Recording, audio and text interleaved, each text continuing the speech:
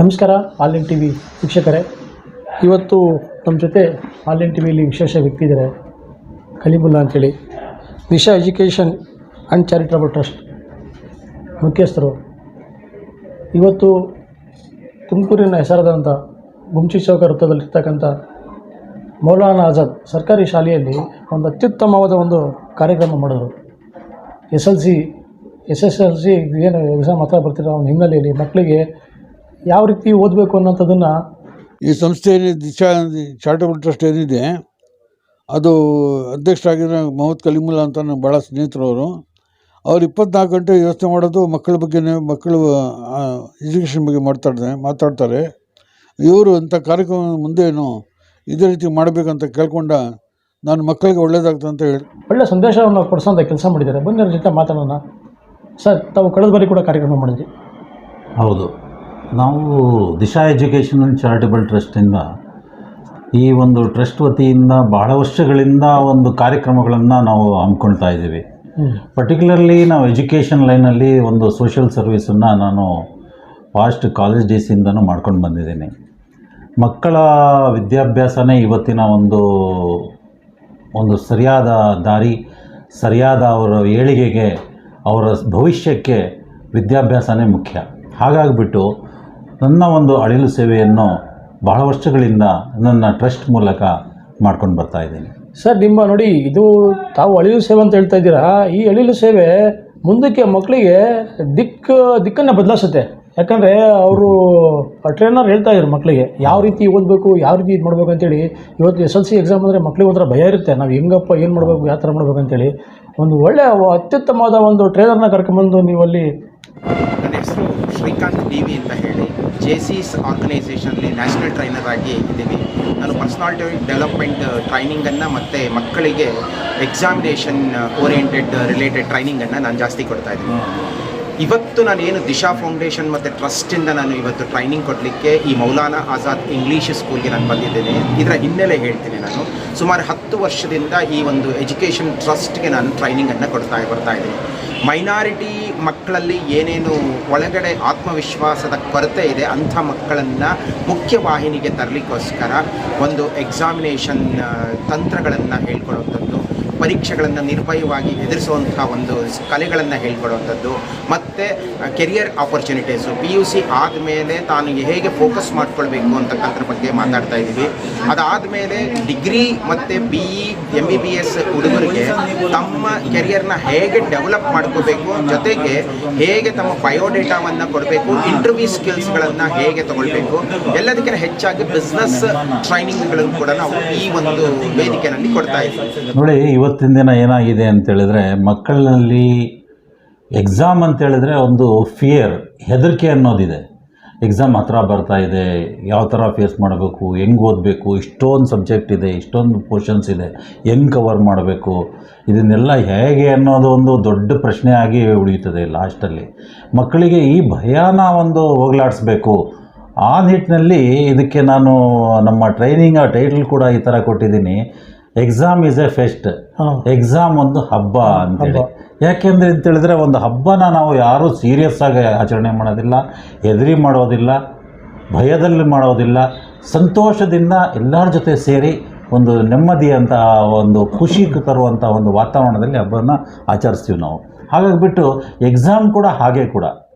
ಯಾಕೆ ಅಂತೇಳಿದ್ರೆ, ಯಾವ ಮಕ್ಕಳಿಗೆ ಅಂತೇಳಿದರೆ ಮೊದಲಿಂದನೂ ಒಂದು ಪ್ರಿಪ್ರೇಷನ್ ಮಾಡ್ಕೊಂಬಂದು ಒಂದು ಒಳ್ಳೆಯ ರೀತಿಯಲ್ಲಿ ಸಮಯವನ್ನು ಉಪಯೋಗಿಸ್ಕೊಂಡು ಅವರು ಓದಿದ್ದೇ ಆದರೆ ನಿಜವಾಗ್ಲೂ ಎಕ್ಸಾಮ್ ಅನ್ನೋದು ಒಂದು ಹಬ್ಬ. ಹಾಗಾಗಿಬಿಟ್ಟು ಈ ಒಂದು ಟೈಟಲ್ ಕೂಡ ನಾನು exam is A fest, exam ಪರೀಕ್ಷೆ ಒಂದು ಹಬ್ಬ ಅಂತ ಹೇಳ್ಬಿಟ್ಟು ಮಕ್ಕಳಲ್ಲಿ ಒಂದು ಹುರಿದುಂಬಿಸಲಿಕ್ಕೆ, ಅವರಿಗೆ ಮೋಟಿವೇಟ್ ಮಾಡಲಿಕ್ಕೆ ಈ ನಿಟ್ಟಿನಲ್ಲಿ ಕೆಲಸ ಮಾಡ್ತಾಯಿದ್ದೆ. My name is Syed Qadeer Ahmed. Disha ಟ್ರಸ್ಟಿಂದ ಮೊಹಮ್ಮದ್ ಕಲೀಮ್ ಅಂತ ಇದು ಒಂದು ಮೋಟಿವೇಶನ್ ಪ್ರೋಗ್ರಾಮ್ ಇಲ್ಲಿ ಮೌಲಾನಾ ಆಜಾದ್ ಸ್ಕೂಲ್ನಲ್ಲಿ ಮಾಡ್ತಾಯಿದ್ದಾರೆ. ಕ್ವಾಲಿಟಿ ಎಜುಕೇಷನ್ ಕೊಟ್ಟರೆ ಮಕ್ಕಳು ಕಾಂಪಿಟೇಷನ್ ಏಜ್ನಲ್ಲಿ ಬರ್ತಾರೆ, ಡಾಕ್ಟರ್ಸ್ ಆಗ್ತಾರೆ, ಇಂಜಿನಿಯರ್ಸ್ ಆಗ್ತಾರೆ, ಸೈಂಟಿಸ್ಟ್ ಆಗ್ತಾರೆ, IAS ಆಗ್ತಾರೆ. ಇದು ಬೇಸಿಕ್ನಲ್ಲಿ ಕ್ವಾಲಿಟಿ ಎಜುಕೇಷನ್ ಕೊಡಬೇಕು. ಅಂದರೆ ಅವ್ರ ತರಬೇತಿದಾರರು ಸರ್ ತುಂಬ ಎಕ್ಸ್ಪೀರಿಯನ್ಸ್ ಹೋಲ್ಡ್ರು ಅವರು. ಮಕ್ಕಳಿಗೆ ನೋಡಿ ಹಂತವಾಗಿ ಹೇಳ್ತಾ ಇದ್ರು, ನೀವು ಎಷ್ಟು ಗಂಟೆ ಮನಿಕಂತೀರ, ಎಷ್ಟು ಗಂಟೆ ಎದುಳ್ತೀರಾ, ಮತ್ತು ನೀವು ಊಟ ತಿಂಡಿ ಟೈಮ್ ಎಷ್ಟು ತಾವು ಸಮಯನ ವ್ಯರ್ಥ ಮಾಡ್ತೀರಾ ಅನ್ನೋದನ್ನು ಮಕ್ಕಳಿಗೆ ತುಂಬ ಅರ್ಥಗರ್ಭಿತವಾಗಿ ಹೇಳ್ಕೊಟ್ಟಾರೆ ಸರ್. ನಿಜ. ಇವತ್ತಿನ ದಿನ ಏನಾಗಿದೆ ಅಂತೇಳಿದರೆ, ಮಕ್ಕಳನ್ನು ಪೇರೆಂಟ್ಸ್ ಏನು ಮಾಡ್ತಾ ಇದ್ದಾರೆ, ಸ್ಕೂಲು ಕಾಲೇಜ್ಗಳಿಗೆ ಕಳಿಸ್ತಾ ಇದ್ದಾರೆ. ಅಲ್ಲಿ ಏನು ಓದಿಸ್ತಾ ಇದ್ದಾರೆ, ಏನಾಗ್ತಾ ಇದೆ, ಯಾವತ್ತೂ ಕೂಡ ಒಂದು ಸರಿ ಅಡ್ಮಿಷನ್ ಆಯಿತು, ಮಕ್ಕಳಿಗೆ ಏನೇನು ಫೆಸಿಲಿಟಿ ಕೊಡಬೇಕು ಅದನ್ನು ಕೊಟ್ಬಿಟ್ಟು ನಮ್ಮ ಜವಾಬ್ದಾರಿ ಕಳ್ಕೊಂಡ್ವಿ ಅನ್ನೋ ರೀತಿಯಲ್ಲಿ ಪೇರೆಂಟ್ಸ್ ಇದ್ದಾರೆ ಇವತ್ತು. ಒಂದು ಥರ ಪೇರೆಂಟ್ಸ್ ನೆಗ್ಲಿಜೆನ್ಸಿ ಅಂತಲೇ ಹೇಳ್ಬೋದು. ಇನ್ನೊಂದು ಕಡೆ ಹೇಳಬೇಕಾದ್ರೆ ಅವ್ರ ತಂದೆ ತಾಯಿಗಳ ಒಂದು ಅವ್ರದ್ದೇ ಆದಂತಹ ಒಂದು ಕೊರತೆ, ವಿದ್ಯಾಭ್ಯಾಸದ ಕೊರತೆ ಇರ್ಬೋದು, ಆಮೇಲೆ ಫೈನಾನ್ಷಿಯಲ್ ಮ್ಯಾಟರ್ಸ್ ಇರ್ಬೋದು. ಹಾಗಾಗ್ಬಿಟ್ಟು ಅವರನ್ನು ದೋಷಲಿಕ್ಕೆ ಆಗಿಲ್ಲ. ಆದರೂ ಕೂಡ ಪೇರೆಂಟ್ಸ್ ಅನ್ನೋರು ಆದಷ್ಟು ಮಕ್ಕಳ ಕಡೆ ಒಂದು ಗಮನ ಕೊಡಬೇಕಾಗುತ್ತೆ. ನಮ್ಮ ಹೆಸರು ಹರೀಶ ಅಂತ, ಮುಖ್ಯೋಪಾಧ್ಯಾಯರು, ಸರ್ಕಾರಿ ಮೌಲಾನಾ ಆಜಾದ್ ಮಾದರಿ ಶಾಲೆ, ತುಮಕೂರು, ಅಲ್ಪಸಂಖ್ಯಾತರ ಕಲ್ಯಾಣ ಇಲಾಖೆ, ಕರ್ನಾಟಕ ಸರ್ಕಾರ ವತಿಯಿಂದ ಈ ವರ್ಷ ನಮ್ಮ ಶಾಲೆಯಲ್ಲಿ SSLCಯಲ್ಲಿ 100% ಫಲಿತಾಂಶವನ್ನು ಸಾಧಿಸುವ ನಿಟ್ಟಿನಲ್ಲಿ ದಿಶಾ ಫೌಂಡೇಶನ್ ಚಾರಿಟೇಬಲ್ ಟ್ರಸ್ಟ್ ವತಿಯಿಂದ ನಮ್ಮ ಶಾಲೆಯಲ್ಲಿ ಎಲ್ಲ SSLC ಮತ್ತು 9ನೇ ತರಗತಿಯ ವಿದ್ಯಾರ್ಥಿಗಳಿಗೆ ಒಂದು ಪ್ರೇರಣಾ ಕಾರ್ಯಕ್ರಮವನ್ನು ಈ ದಿನ ಹಮ್ಮಿಕೊಂಡಿದ್ದು, ಸಂಪನ್ಮೂಲ ವ್ಯಕ್ತಿಗಳನ್ನು ಆಗಮಿಸಿ ಅವ್ರ ಕಡೆಯಿಂದ ನಮ್ಮ ವಿದ್ಯಾರ್ಥಿಗಳಿಗೆ ಈ ಬರ್ತಕ್ಕಂಥ ಮಾರ್ಚು ಪರೀಕ್ಷೆಯಲ್ಲಿ 100% ಫಲಿತಾಂಶವನ್ನು ಸಾಧಿಸಲಿಕ್ಕೆ ಸಹಾಯಕವಾಗುವಂತೆ ನಮ್ಮ ವಿದ್ಯಾರ್ಥಿಗಳಿಗೆ ಒಂದು ಮಾರ್ಗದರ್ಶನವನ್ನು ನೀಡಲಿಕ್ಕೆ ಸಂಪನ್ಮೂಲ ವ್ಯಕ್ತಿಗಳನ್ನು ಕರೆಸಿದ್ದೀವಿ. ಅಂದರೆ ಸರ್ ತಾವಿಳಿದ್ದು ಅಕ್ಷರಶಃ ಒಪ್ಕೊತೀನಿ. ಅಂದರೆ ಇವತ್ತು ಬಹುತೇಕವಾಗಿ ಬಡತನ ಇರೋದ್ರಿಂದ ದಿನ ಬೆಳಿಗ್ಗೆ ಅದು ತಂದೆ ತಾಯಿ ಕೂಲಿನಲ್ಲಿ ಮಾಡೋಂಥವ್ರು, ಈಗ ಒಂದು ಕಡೆ ದುಡಿಮೆ, ಒಂದೊಂದು ಕಡೆ ದುಡಿಮೆ ಇರುತ್ತೋ ಇಲ್ವೋ ಗೊತ್ತಿಲ್ಲ, ಅದ್ರ ಮಧ್ಯೆ ಜೀವನ ಸಾಗಬೇಕು. ಹಾಗಾಗ್ಬಿಟ್ಟು ಮಕ್ಕಳಿಗೆ ಓದ್ತಾ ಇದ್ದಾರೆ ಇಲ್ಲ ಅನ್ನೋಂಥದ್ದನ್ನು ಗಮನ ಕೊಡೋದು ಕಮ್ಮಿ.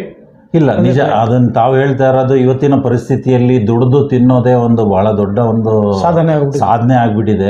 ಹಾಗಾಗ್ಬಿಟ್ಟು ಅವ್ರನ್ನ ದೋಷಿಸುವಂಥದ್ದಲ್ಲ. ಆದರೂ ಕೆಲವೊಮ್ಮೆ ಏನಾಗುತ್ತೆ ಅಂತ ಹೇಳಿದ್ರೆ, ನಮ್ಮ ಮಕ್ಕಳು ನಾಳೆ ಒಳ್ಳೆಯವರಾದರೆ ಏನು ತೊಂದರೆ ಇಲ್ಲ, ಕೆಟ್ಟವರಾದರೆ ಯಾರು ಜವಾಬ್ದಾರಿ? ನಾವು ಬೇರೆಯವ್ರನ್ನ ದೋಷಿಸೋದಕ್ಕಿಂತ ಮುಂಚೆ ನಮ್ಮನ್ನು ನಾವು ದೋಷಿಸ್ಕೊಳ್ಬೇಕಾಗುತ್ತೆ. ಹಾಗಾಗ್ಬಿಟ್ಟು ಒಂದು ಸಮಯ, ಒಂದು ಕೆಲ ಗಂಟೆಗಳು ಅಲ್ಲ, ಒಂದು ಕೆಲವು ಮಿನಿಟ್ಸ್ ಆದರೂ ನಾವು ನಮ್ಮ ಮಕ್ಕಳು ಏನು ಓದ್ತಾ ಇದ್ದಾರೆ ಏನಿಲ್ಲ ಅಂತ ಹೇಳ್ಬಿಟ್ಟು ನಾವು ಕಾಳಜಿ ವಹಿಸೋದು ಬಹಳ ಮುಖ್ಯ ಆಗುತ್ತೆ. ಇವತ್ತು 10ನೇ ಕ್ಲಾಸ್ ಮಕ್ಕಳಿಗೆ ಏನಾಗ್ತಾ ತರಗತಿಯಲ್ಲಿ ಟ್ರೈನಿಂಗ್ ಅನ್ನು ಕೊಡ್ತಾ ಇದ್ದೀವಿ, ತರಬೇತಿ. ಪರೀಕ್ಷೆ ಒಂದು ಹಬ್ಬ, ಸಂಭ್ರಮಿಸೋಣ ಅಂತಕ್ಕಂಥದ್ದು. ನಿರ್ಭಯವಾಗಿ SSLC ಪರೀಕ್ಷೆಯನ್ನು ಎದುರಿಸಲಿಕ್ಕೆ ಇವತ್ತು ನಾವು ಒಂದು ತರಗತಿಯನ್ನು ಕೊಡ್ತಾ ಇದ್ದೀವಿ. ಇನ್ನೊಂದು ಇವತ್ತಿನ ಕಾರ್ಯಕ್ರಮದಲ್ಲಿ ನಾವೇನು ಮಾಡಿದ್ದೀವಿ ಅಂತೇಳಿದರೆ, ಮಕ್ಕಳನ್ನೇ ನಾವು ಎಕ್ಸಾಂಪಲ್ ಆಗಿ ತೊಗೊಂಡು ಇಲ್ಲಿಂದ SSLC ಎಕ್ಸಾಮ್ ಯಾವಾಗಿದೆ, ಯಾವ ತಾರೀಕಿಂದ ಸ್ಟಾರ್ಟ್ ಆಗುತ್ತೆ, ಇಲ್ಲಿಂದ ಅಲ್ಲಿವರೆಗೆ ಎಷ್ಟು ಸಮಯ ಇದೆ ನಮ್ಮ ಹತ್ರ, ಆ ಸಮಯವನ್ನು ಇಲ್ಲಿವರೆಗೂ ಓದಿದ್ದೀರಾ, ಎಷ್ಟು ಓದಿದ್ದೀರಾ, ಇರೋ ಸಮಯದಲ್ಲಿ ನಾವು ಯಾವ ಥರ ಆ ಸಮಯವನ್ನು ಉಪಯೋಗಿಸ್ಕೊಂಡು ನಾವು ಅದನ್ನು ಪೋರ್ಷನ್ಸ್ನ ಕಂಪ್ಲೀಟ್ ಮಾಡ್ಕೋಬೇಕು, ಯಾವ ಥರ ನಾವು ಜಾಸ್ತಿ ಸ್ಕೋರ್ ಮಾಡಬೇಕು ಅನ್ನೋ ನಿಟ್ಟಿನಲ್ಲಿ ಇವತ್ತು ಒಂದು ಮಕ್ಕಳನ್ನೇ ಎಕ್ಸಾಂಪಲ್ ತೊಗೊಂಡು ನಾವು ಇವತ್ತು ಅವರಿಗೆ ಒಂದು ಮೋಟಿವೇಶನ್ ಮಾಡ್ತಾ ಇದ್ದೀವಿ. ಯಾಕಂದರೆ ಇವತ್ತಿನ ಯೂತ್ಸ್ ಬಹಳ ಕಡೆ ಡೈವರ್ಟ್ ಆಗ್ತಾ ಇದ್ದಾರೆ. ಮೇಜರ್ ಕಾರಣ ಮೊಬೈಲನ್ನು ಮಿಸ್ಯೂಸ್ ಮಾಡ್ಕೊಳ್ಳೋದ್ರ ಮೂಲಕ ಅವರು ಬೇರೆ ಬೇರೆ ಥರ ಡೈವರ್ಟ್ ಆಗ್ತಾ ಇದ್ದಾರೆ. ಹಾಗಾಗಿಬಿಟ್ಟು ಅವರಲ್ಲಿ ಒಂದು ಅವೇರ್ನೆಸ್ ತರೋದ್ರ ಮೂಲಕ, ಡಿಸಿಪ್ಲಿನ್ ತರೋದ್ರ ಮೂಲಕ ಅವರಿಗೆ ಒಂದು ಒಳ್ಳೆಯ ಯೂತ್ಸ್, ಒಳ್ಳೆಯ ಲೀಡರ್ಸ್ ಮಾಡುವಂತಹ ನಿಟ್ಟಿನಲ್ಲೂ ಕೂಡ ಇವತ್ತು ನಾವು ನಮ್ಮ ದಿಶಾ ಎಜುಕೇಷನ್ ಚಾರಿಟೇಬಲ್ ಟ್ರಸ್ಟ್ನ ವತಿಯಿಂದ ಪ್ಲ್ಯಾನ್ ಮಾಡ್ತಾ ಇದ್ದೀವಿ. ಎನಿವೆ ಆನ್ಲೈನ್ TV ವೀಕ್ಷಕರೇ, ದಿಶಾ ಇವರು ಏನು ಮುಖ್ಯಸ್ಥರಿದ್ದಾರೆ ಚಾರಿಟೇಬಲ್ ಟ್ರಸ್ಟ್ನವರು, ಒಳ್ಳೆ ಅತ್ಯುತ್ತಮವಾದ ಕೆಲಸ ಮಾಡ್ತಾಯಿದ್ದಾರೆ. ನಾನು ಕಾರ್ಯಕ್ರಮಕ್ಕೆ ಹೋಗಿದ್ದೆ, ನೋಡಿದೆ, ಬಂದಂಥ ಅತಿಥಿಗಳು ಮಕ್ಕಳಿಗೆ ಸಂಧಿಸ್ತಾ ಇದ್ದಾರೆ. ಮತ್ತು ಇವರು ಕೂಡ ಕಲಿಮುಲ್ಲವರು ಕೂಡ ಕನ್ನಡ ತುಂಬ ಸ್ಪಷ್ಟವಾಗಿ ಮಾತಾಡಿದ್ರು. ಮಕ್ಕಳಿಗೆ ಯಾವ ರೀತಿ ಓದಬೇಕನ್ನೋದನ್ನು ಹೇಳ್ಕೊಟ್ರು. ಅದು ಅಲ್ಲದೆ ತರಬೇತಿದಾರರು ಮುಖ್ಯ. ಏನೇ ಕಾರ್ಯಕ್ರಮ ಮಾಡೋದು ಕೂಡ ತರಬೇತಿದಾರ ಇರಲ್ಲ, ಮಕ್ಕಳಿಗೆ ತರಬೇತಿ ಕೊಡೋಂಥದ್ದನ್ನು ತುಂಬ ಅತ್ಯವಶ್ಯಕತೆ ಇದೆ.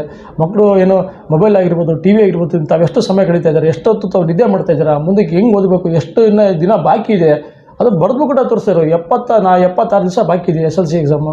ಅದರಲ್ಲಿ ತಾವು ಹೆಂಗೆ ಓದಬೇಕು ಅನ್ನೋದನ್ನು ತುಂಬ ಸ್ಪಷ್ಟವಾದ ಅರ್ಥಗರ್ಭಿತವಾದ ಒಂದು ಕಾರ್ಯಕ್ರಮವನ್ನು ಮಾಡಿದ್ದಾರೆ.